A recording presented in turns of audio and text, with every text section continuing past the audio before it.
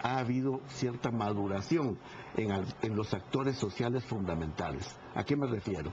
De parte del sector empresarial, esta política y esta ley ha sido vista como un demonio, casi como la revolución del socialismo. Y de parte de los como sectores, la reforma agraria. Exacto. Y de parte de los sectores campesinos es casi como la panacea, como una sobreexpectativa de lo que se puede lograr.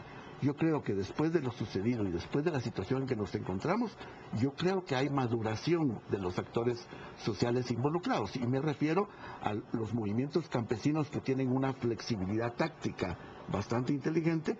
Me refiero a los sectores empresariales que no son los tradicionales conservadores, y me refiero también a otro actor importante que es el movimiento cooperativista. Yo creo que esta política debe tener un sustrato social, y ese sustrato social yo lo veo en una convergencia entre movimiento campesino, movimiento cooperativista y sectores empresariales flexibles. Yo quisiera creer eso, me cuesta, digo francamente, pero quisiera creer que existe esa maduración en los sectores y, muy bien, se puede pensar en una política armoniosa para lograr el desarrollo del sujeto priorizado que es el campesino.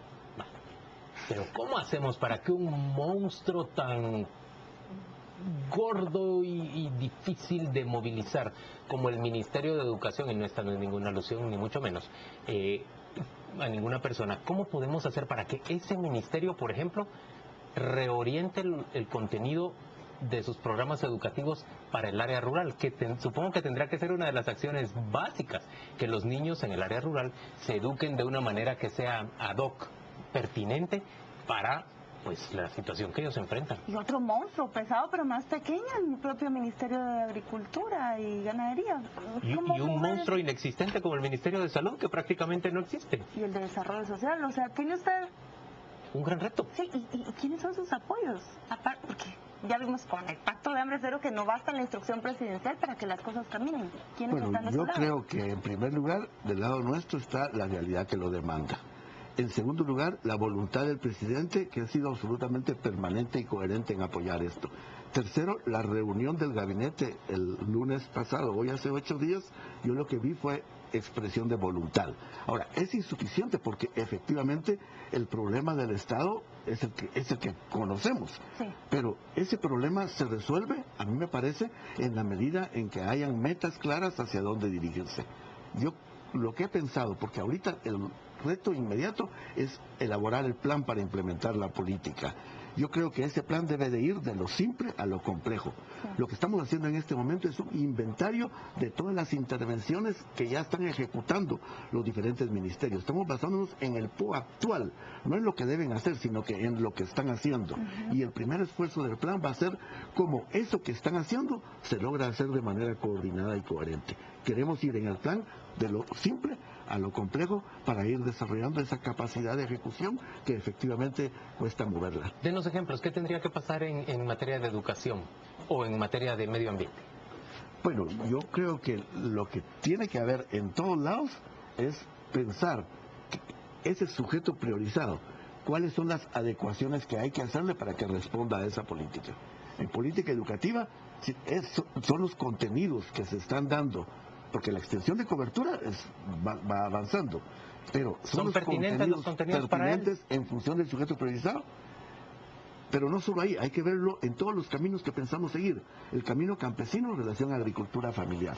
Ese es un programa que está impulsando el MAGA en su primera etapa y que a mí me parece que va a abordar un aspecto central, que es el aspecto de producción de alimentos y eventualmente de producción de excedentes para dinamizar las economías locales. El programa está instalado en el MAGA, lo que falta es que esa maquinaria se mueva más rápidamente.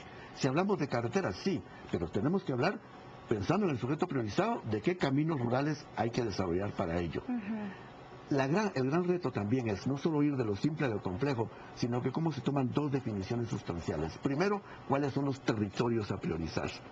La primera decisión es priorizar la ruta del Plan Hambre Cero, 166 municipios, pero eso es amplio. Hay que aglutinar los municipios en determinados territorios donde se va a expresar la articulación de la política. ¿Y qué elementos se toma en cuenta ahí? ¿Densidad de población o prevalencia de pobreza? Los 166 municipios están definidos, Pero Sí. no basta esos 166 municipios, porque hay que construir territorios que tengan características comunes en relación, que pueden ser aspectos geográficos o aspectos sociales. La primera gran decisión es cuáles son los territorios donde se va a priorizar la implementación de la política. Y lo segundo, cuáles son las intervenciones estratégicas, no N intervenciones.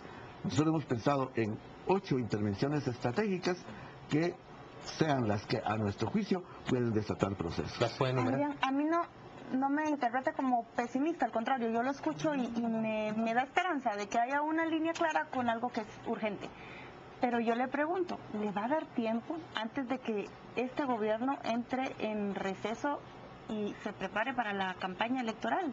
Todo esto que usted plantea, ¿es posible de ejecutarlo antes de que esté No. esa campaña ardiente del 2015, Es que donde no- todos esos esfuerzos se encaminan hacia el candidato? Nosotros no podemos pensar la política de desarrollo rural para entender la dimensión estructural del Plan Hambre Cero en términos de horizontes gubernamentales. Lo que se trata, y esa es la oportunidad que creo que tenemos, es de iniciar procesos Intergubernamental. que garanticen sostenibilidad. Si este gobierno tiene la oportunidad, y ese podría ser un legado fundamental del presidente, de iniciar un proceso de abordaje de los problemas estructurales. Pero si estamos pensando que el horizonte es el final de este gobierno, creo que es un horizonte inadecuado Sí. para iniciar un proceso de transformación de problemas mucho más profundos. Tengo una pregunta final, la hace María del Carmen Aceña vía Twitter y dice, ¿cómo era el gobierno para conciliar dos visiones económicas, competitividad versus desarrollo rural? ¿Cómo priorizar la inversión?, dice ella. El año pasado nosotros planteamos la estrategia de las 2 puertas. Nosotros dijimos, hay que promover la inversión privada que contribuye al desarrollo de los territorios rurales. Y definimos cuáles eran los criterios para promover esa inversión. Mira, no hay discusión de si la inversión privada es necesaria o no. Es necesaria. Ujú. Ponte a pensar, 53% de la población vive en territorios rurales. De ese 53%, según el último informe del Banco Mundial, 71% vive en condiciones de pobreza extrema, con el capital humano que conocemos. Suponte que seamos exitosos en atraer inversión privada de la buena, ¿qué demanda de empleo de ese 71% de población pobre vamos a poder atender con una política exitosa de atracción de inversión privada? Por exitosos que seamos, va a ser un sector relativamente pequeño. Bueno, emprendimiento rural. ¿Cuál es el índice de mortalidad de las pymes rurales en Centroamérica? 92%.